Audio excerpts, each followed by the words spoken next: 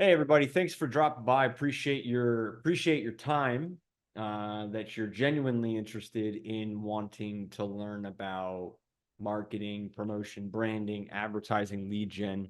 My name is Robert Syslo, and we have Tyler Jaeger here. Right. Both of us play the marketing game like crazy. We work together on a lot of projects. Tyler's company is really fantastic. We work together on ads together to help brand, promote, strategize. And so really what we wanted to do today was just give you guys, just have a conversation with you with some of the stuff that we see out there, but also what you could do right now. You don't even have to have a huge budget to really do a lot of the stuff that we're going to talk about today. But yeah, so we'll just dive right in. I'm not going to do the fluffy, like try to like, yeah, my life, this. Okay, like we're just here to learn about advertising and marketing. So, I mean, for us, I will say we work with a lot of different industries. Like we can bounce from real estate to fashion to automotive to podcasts to finance to insurance, like within a span of 10 minutes. Like we can jump between those different moments pretty quick. And Tyler could talk a little bit about that. But, you know, so without much delay, one of the things I think people have a lot of issues with um, is going to be number one, just creating content the correct way, but also getting that content into the right hands, right? Well, why, So why, why do you think that though? why do I think? Yeah. It's time consuming. Number one. Number one is time consuming. It takes a lot of time to shoot a lot of content, and most business owners don't have the time to do that. So for us, that's why we try to do what we do so that they don't have to worry about those things. But that's pretty much, that's a big initial hurdle, but the next is distribution of it, right? So why do I put it on this platform? How much money should I put behind my ads? What's the target? Da, da, da, da, da, da, da, da. And so that's where it becomes the game, and Mhm. advertising is something that everybody needs, but it's the most confusing thing out there and it causes the most headache, strife, problems within a company. And so we work really hard to try to fine tune that. But, once you get that content, that's the gateway, that's where everything begins. Right. So, I mean, Tyler, maybe you could comment a little bit on the content, but like once we get that, like where should we go with it? Like, what do we do as far as Yeah, I think ads? I think a lot of people obviously always overcomplicate getting content too. Like, yes, we can help you get amazing content and produce it and make it all look all fancy and nice and everything, but at least just get started, just take your phone, start filming. As long as you don't have like an iPhone 10 or something, then definitely get started. Start, think about like, kind of like what the questions that people are asking about your business. Tell stories about yourself. But yeah, we all know like once you start putting content out there, if you don't have a big following, sometimes even if you have a big following, it's hard to get those organic eyeballs unless you have like that viral video, which is hard to be consistent with. Maybe you have one here and there kind of go viral, but yeah, it's tough to get the platforms to want to put your content out there when there's so much noise going on and so many other people putting out great content too. So, what one way that we help it to kind of get out in front of your target market is, again, Robert said you don't need a big budget. $5 a day. Just, you go into the back end of the ads manager of any of these platforms.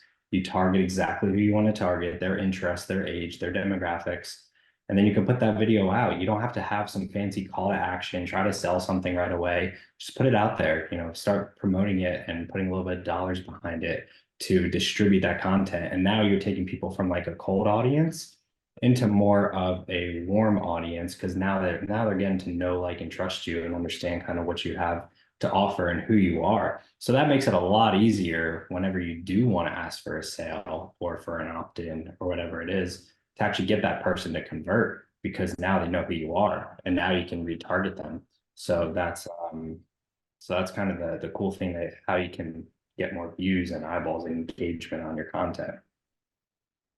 Yeah. So, like, what's a cold audience? Like, these are people that they've never met us. They don't know anything about us. They're like, who is this person? And then you've got your warm audience who might have seen us or have at least interacted with us.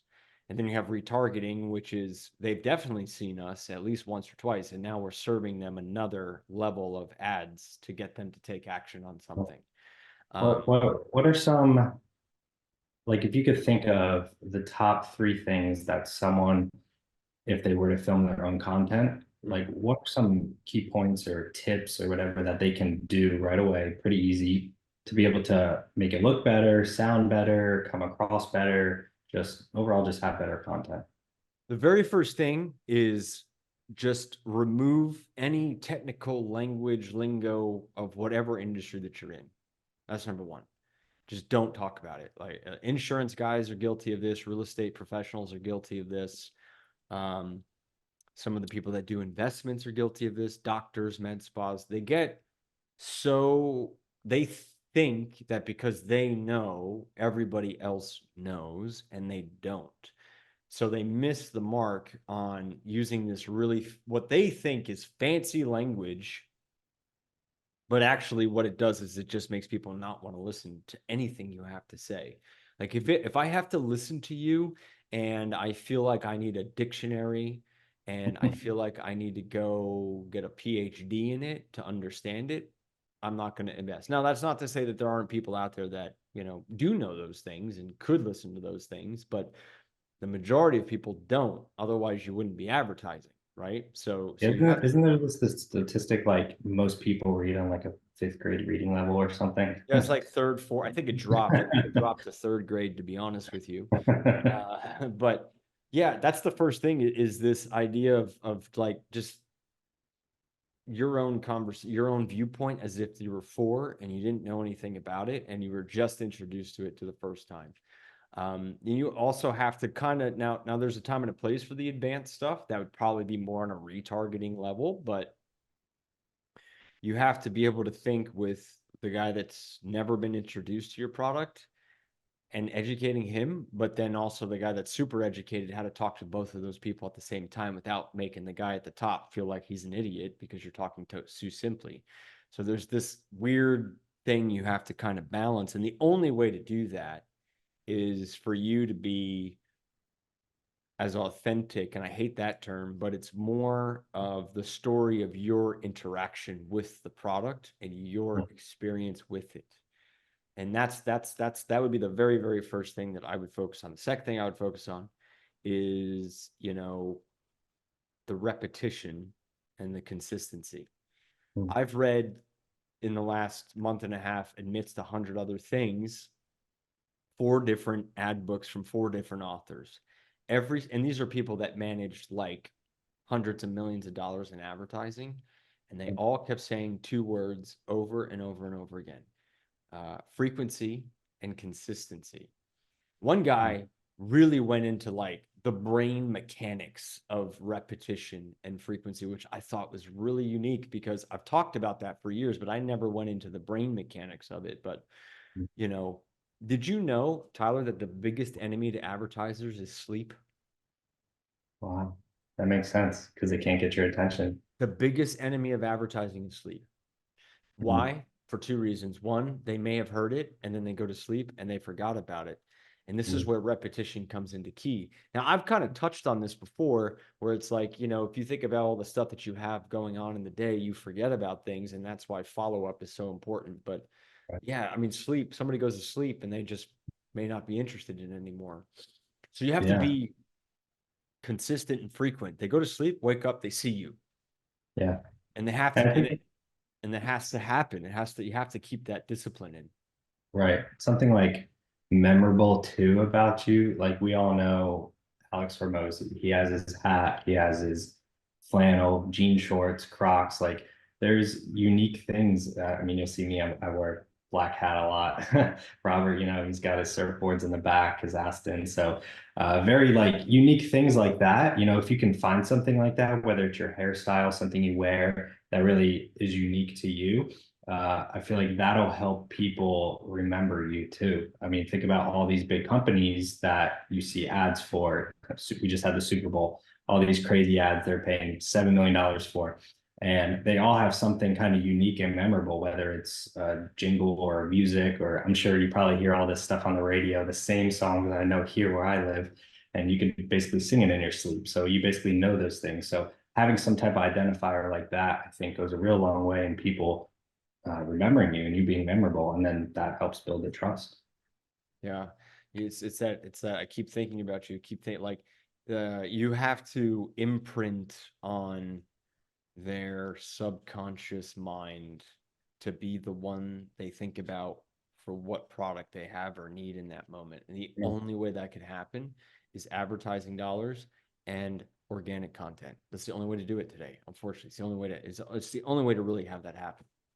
Right. It's like when you think of soda, you always think of like Coca-Cola usually because they've branded themselves. They put so much millions and hundreds of millions, if not even billions, maybe, into these commercials and the advertising and the branding of knowing who they are.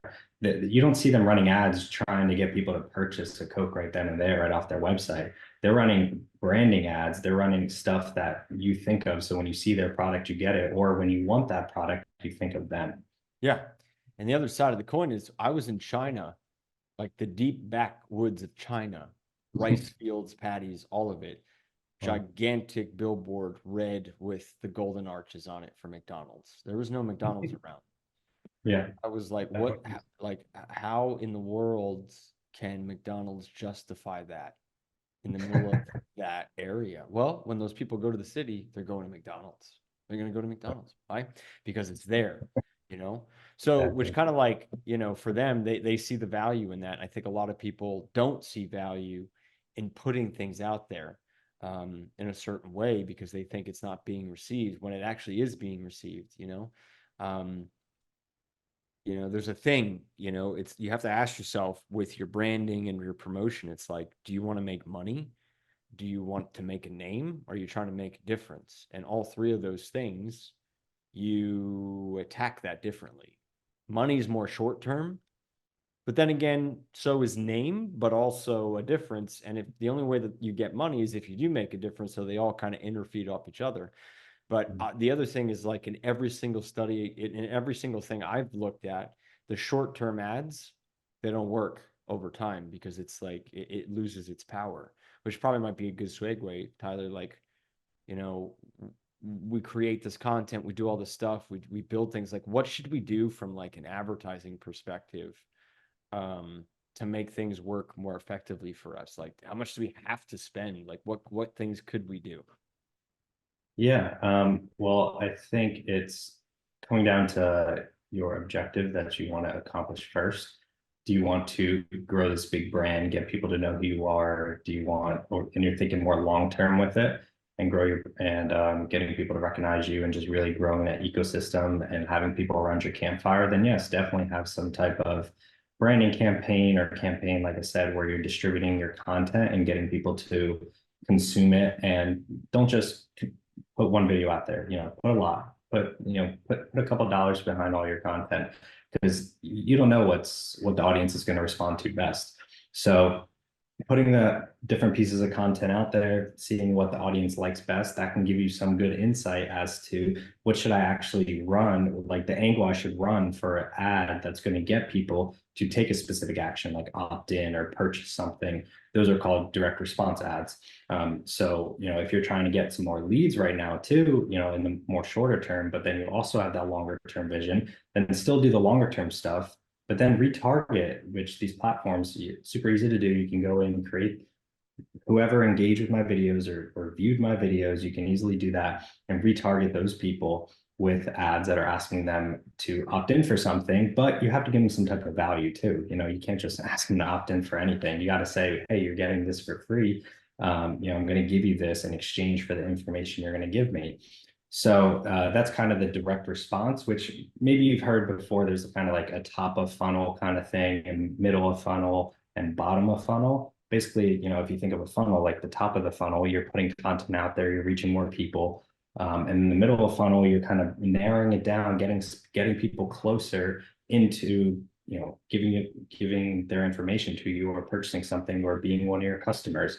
So the middle of the funnel is more that direct response kind of ads, getting people to opt in for something, purchase something. And then the bottom of the funnel is a lot of the retargeting not only the top but retargeting people in the middle as well, with different types of ads, different types of angles, different types of hooks. And with all the different AI softwares that are out there now, you could ask it, what are different hooks and angles that I can do for my business or my product? Just give it some information. And like Robert was saying, there's tons of good books too out there by people who have spent billions of dollars and made billions of dollars in advertising that give how to create these captivating hooks and angles. Basically, we have I think it's like 20 some, I think it's like 23 or 25 cognitive biases.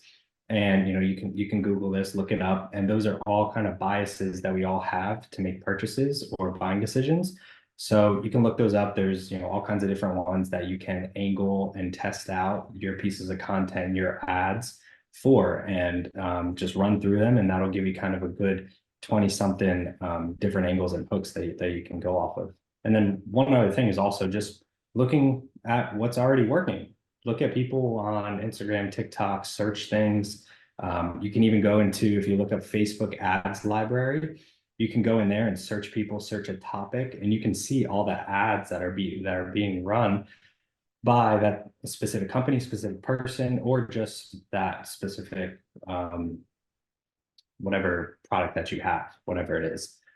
So yeah, that's good to be able to go in there and kind of get ideas from that you can then see what's working and kind of create your own stuff. So when it comes to content too, love kind of your thoughts on this, Robert, but like what kind of like which platform do you know to utilize and like why? And should you stick to one? Should you be on all of them? What are your thoughts on that? I have a couple ideas too. Yeah, one of the things you brought up was this funnel, top, middle, bottom funnel. There's like a funnel wide, which is more content based, and there's an actual funnel, which is like a website. I just wanted to clarify that because some people may be like, Sure. what? So there's like the digital funnel itself, which is your social, your ads, and then you've got a middle part of the funnel, which kind of narrows that down even more. And then you've got the bottom, which is like the action, which then leads into another funnel, which is the actual like go here, buy this, do go down the line on a website, watch this video, check this out. I mean, you're in a funnel right now if you're watching this video. Like you are experiencing a marketing funnel as it exists in the flesh today. As far as like what platforms do you need to be on, with us, we usually just focus on Facebook, Instagram, YouTube, TikTok, X now, which is actually pretty engaging, and LinkedIn. But if you're just starting, like I recommend you minimally just start with at least Facebook and Instagram to just start, right? If you're already on those, then you add another, then you add another. All these other extra ones that exist out there. Like I get people that call me all the time and they're like, "Hey, do you do anything with Rumble? All this stuff." I'm like, "Not really. Like we don't touch that." Because you could say that these platforms suck and whatever, that might be a true statement. It may not be a true statement. It may be your reality on it, but there are people there and they still use them a lot. So for me, I just want to be where people are at, right? Then it's my job as a marketer or your job as a marketer to have the forethought to look at what other people are doing in your industry and outmaneuver them with what you say and how you say it, right? Like I've been on a kick lately of just thinking about, okay, I market marketing, so how do I market marketing? How do I promote marketing?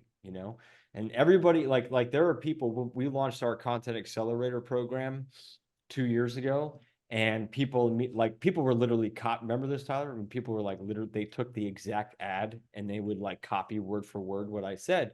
And I was like pissed off about it at first, but then I was like, oh, I actually got to market first about something. And now my job was to just continuously reinvent that thing, say the same message, be repetitive with it, but continuously reinvent how it's presented. I just reinvented how it's presented today. I changed all the titles of the programs. You check it out, Tyler. It's pretty funny. Um, but they're all going to go on all the platforms. It's all going to go on stories. It's going to be on Facebook. It'll be on Instagram. It'll be on LinkedIn. It's going to be on all of them. But if you're just starting it, you got to pick at least Facebook and Instagram to start. That's my opinion. YouTube as well. I mean, the other side of the coin is that a lot of people get caught up in, I don't have engagement. I don't get good results. I don't get people liking my stuff or anything. And truthfully, like I'm not really interested in any of those numbers. I am in a way, but I'm not, because what I discovered is that as long as I was consistent and frequent wherever I was at, people would talk to me either way. And that could turn into a 20,000, 10,000, 5,000, $2,000 deal. And so that's how I would look at it. As long as I was providing value and being consistent and frequent with that value and being creative with how I position things, that worked. Like I saw an ad yesterday, Tyler, for this company. It's another marketing agency. I won't say the name. Um, it was a done for you might actually be getting this ad, to be honest with you. It was a done for you marketing program, which was essentially what we have. But when I looked at it, there was no way for me to like, I looked at it and I was like, I watched it and I said, okay, that's saying the same thing we keep hearing. The done for you thing is now kind of like exhausted. I don't even we don't even really use the done. Well, we kind of do a little bit, but that's not our main thing, because that leaves, for me, when I see content, it shouldn't leave someone thinking with big questions about what's that actually mean. Like I'm trying to address all those questions at the beginning. So with the content and the platforms, you should be addressing all the concerns a potential customer has before they talk to you, so that that conversation is easier. Yeah, you're like pre-framing them in a sense. When you learn about psychology, you want to, yeah, pre-frame them with your content and handle the objections in your content first. Yeah. I want them to feel like we talked already before we talked. I want them to not feel like I was looking at something where somebody was talking about, I think the statistic was, people go shopping, and 63% of the people that go shopping leave upset because they didn't buy anything. And I was like, that's strange. And then it was, they were looking for somebody to talk to them because they Mm, were interested. They were brought in from advertising, but nobody spoke to them. And they say like the majority of that 63%, nobody even talks to them when they go in. So oh yeah, mm, that's how it broke down. It was like 28% of them never had anybody talk to them when they wanted to buy that day. And yeah, they weren't asked if they were ready to buy that day. And the yeah, remainder amount did speak to somebody, but the person that was there didn't do what they needed to do right. to get it sold. And that should tell you a lot about advertising. Yeah, and their experience too, like how important the actual experience that they have is with you and your brand, because it's how you make them feel too. Like if you have you ever been to a restaurant where you just haven't gotten good service, even though the food's amazing, you probably aren't going to go back. But if you Mm-hmm. go to the restaurant where it's like, it was okay, but the service was amazing, they gave you maybe a free appetizer or dessert, or you were able to talk with the waiter or waitress and get to know them, and they ask you questions, then that was an amazing experience that you had, and you'll probably go back, and you'll probably tell people too. So whenever I'm going places, like I always like to show respect and commend people that have really good customer service experience, because it really does make a huge difference. It does. It does. And that's like one of the questions is like, hey, what's the best way to get leads to engage and convert? Customer service, answer the phone, Mhm, like talk to people. Like I was looking at this car 2 months ago and I was mhm, like ready to do it. Dude never called me. So I didn't do it. Then I went back again. He wasn't there. Didn't do it. Then another salesman talked to me and was like, listen, what you have is very unique. It's very special. Don't get rid of it. And I'm like, okay, that's fine with me. I get it. I agree with that, because I was kind of wishy washy, but customer service. So, number one best way that I think, and you could touch on this, is yes, we target, we do these things, we break it down, we get our leads, but you got to nurture them. And nurturing happens two sides. It happens initially before they become a lead, and then after they yeah, become a lead. So maybe you could talk a little bit about that, how to acquire that yeah. right lead, kind of like what I've been texted Tyler all day. I'm like, dude, the leads we got today have been incredible. Like the last few weeks have been incredible. Everybody's really interested. So what did we do to really create that? There were a few factors, content being one of them, but Tyler worked some magic, and we supplied him with great messaging and content to supply his messaging and content to get results. Right. And to get better qualified leads. So I'm going to talk about how to get better qualified leads, how to get them to engage and actually end up converting, and then kind of the importance of nurturing and following up with them real quickly. So how to get better qualified leads. Uh, if you're running ads, and this is what I'm talking about when we talk about social media ads, like this is what I mean. So when you get better qualified leads, you're asking them questions before they give you their information. You're adding more friction to the process first to kind of weed out some people. So for example, if you have an opt-in or a lead form or whatever it is, ask them a couple questions, short answer questions, multiple choice questions, have them give you a couple responses back so they're actually engaging with you and giving you more information. And you'll be surprised how much more qualified and better leads you'll be getting from that. I mean, with Robert here, we were running some ads where we weren't really asking many of those questions, and a lot of them weren't that great. But then, as soon as we started asking more questions about them and their business and what they need help with, and about their situation, then the lead quality really picked up. Yes, maybe you'll spend a little bit more per lead, but that just makes sense because you're getting better leads. So that's how you get better qualified leads, asking more questions beforehand. Obviously, all the content comes into play, everything else that we talked about, but that's kind of like when you get to that point where they're opting in, ask those questions. Um, and then the best ways to get them to engage after they give you their information and to end up converting is just having unique follow-ups. Obviously, reaching out to them as soon as possible, because like Robert said, if they go to sleep, maybe they could have saw the ad and then opted in and went straight to sleep. So you definitely want to get in touch with them as soon as possible, whether that's you personally or an automation that you have in place that reaches out to them. Obviously, the personal touch is a little bit better in some cases, or making the automation so it seems a little bit more personal is great. But yeah, reaching out to them, texting, calling, doing these things, and just building that relationship, not coming across salesy, giving them value, giving them ideas and tips and how you can help, or just ideas that they can even take and run with, whether they need your help or not. And then they'll end up probably coming back to you for your help because of that, because you gave them value, because of that experience, that customer experience that you just gave them. So yeah, following up super quick with them. Yes, you'll get a ton of people who don't answer, of course. I know me, I don't answer a lot of random numbers, and I'm sure a lot of other people don't. That's why texting too is super important. But being unique with it, like send them like, hey, is this Robert? Is this Tyler? Like question mark, like something that's a little bit less informal in a sense, is going to get them That's to what's been respond. working lately is I've just dropped Exactly. all of the professional, like it's Mhm. professional, but it's been very relaxed, like all these people that I've called ever, they get 12 emails at least, and then they get called and then they get text messages. The people that had responded recently all received 5 forms of follow-up before they actually answered the phone, spread out over the Okay. course of about 4 days. Yeah. So and sometimes it takes more than that. I mean, I've had people I've had to follow up with for weeks, months, even years. Mhm. I still follow up with people from when I first launched my company, but I don't think people understand the diligence of, kind of setting the seed for the harvest on that. We Mhm. talk about that in our minds for business, but nobody talks about it in marketing. And they want that quick, I want it now. And that's just, it can happen. I've seen it happen. It does happen. We've closed one call closes off of Facebook Messenger ads.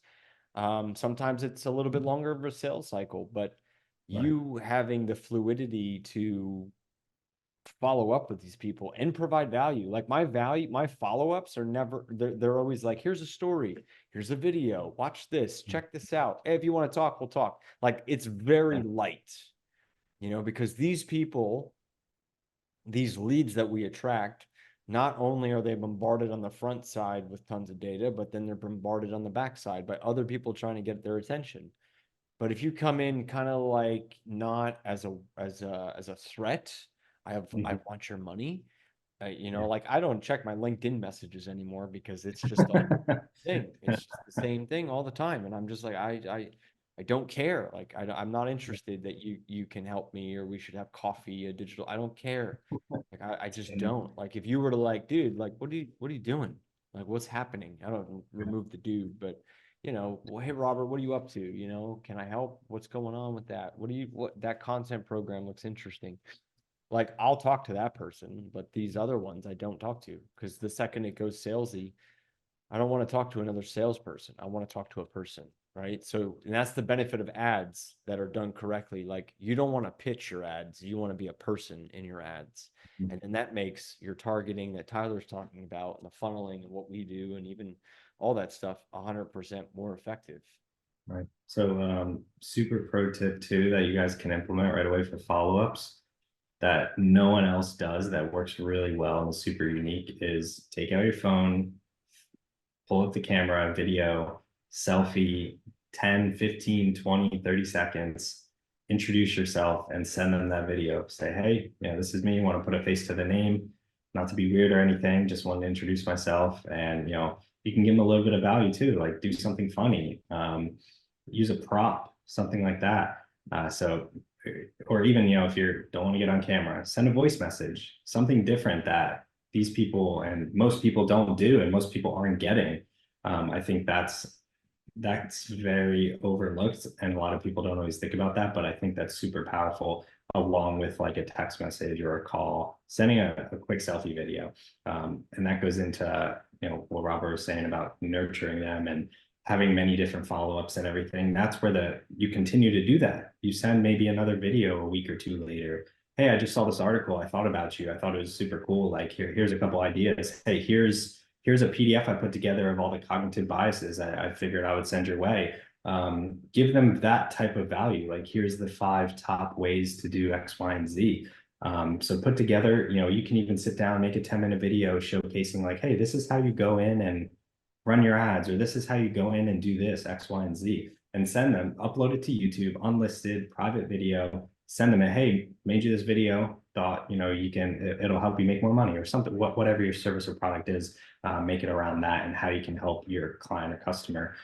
Send them that stuff. That's the importance of, or that's a good way to be able to send value-driven follow-ups, not just follow-ups like, hey, you see my last message, but value-driven follow-ups where you're giving them tips, giving them ideas, getting them on your email list, and you're sending them tips. You're not sending them salesy emails. You're sending them frequently asked questions. Hey, here's how you can use this to help you in X, Y, and Z, and showcasing all these different benefits. Hey, here's some testimonials, what people thought about us.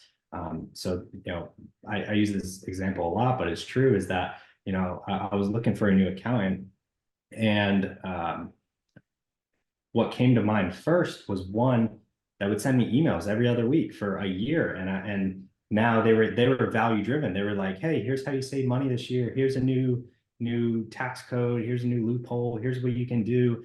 Did you know this for this year? You can write off X, Y, and Z. So over the course of receiving that for a year, when I was in the market for a new accountant, I thought of them. I went with them, and now I work with them. So think about it a little bit more long term there. Yes, like Robert was saying, some leads can convert right away, but you got to think like, hey, yes, I spent maybe $10, $20 to get that lead now, but over the course of a year, they could end up converting and getting you a huge return on your investment that you just put into that. So think a little bit more, yes, short term, but also think that medium and long term out with them and with those nurture sequences. There you go. Follow up, nurture. I mean, all the stuff that we use, every piece of content I create becomes a piece of follow up for me. And it's applicable. Yeah. Like it's if somebody has an objection, I have some sort of video somewhere on YouTube that will answer that objection. Mhm. Right? Because I just want to move And things. we send out like everyone who is a lead for this or anything else. Like we send them tons of value. We send them, through you, videos that you've done that, and kind of the key points of them. So you can take away key points and be able to implement them right away. That's right. And this is what you guys should be doing with this stuff. Like diving in, using these tips, using simple conversations. Like you already talked to people on the phone already. It's the same thing. It's just you're doing it on a video, and then you use the distribution for that. So hopefully you guys found this short but brief, but also quite applicable, quick training on marketing and promotion, something that you can use right away. Tyler, did you want to add anything to this or? No, I think we touched on kind of everything from the beginning all the way to the end to actually get to a lead to convert or how to bring them in and then get them to convert. So it's just a matter of taking those steps, those baby steps in the beginning, moving forward, start with, filming some content and then go from there and kind of, And recognize it's an ecosystem. Like it's a whole show. Like it's not, oh, I just turned my ads on. There's a lot of pieces that we touched on here that you have to do. And if one of them's out, it may affect the abundance of the other to work. Not right. abundance, but ability of the other to work. Yeah. No, this was good. I think we gave a lot of good points that people can actually implement right away, not just conceptual ideas. Awesome. Well, guys, thank you so much. If you need help with anything, let us know. We're more than happy to help you out. Enjoy the rest of your day. All right. Take care.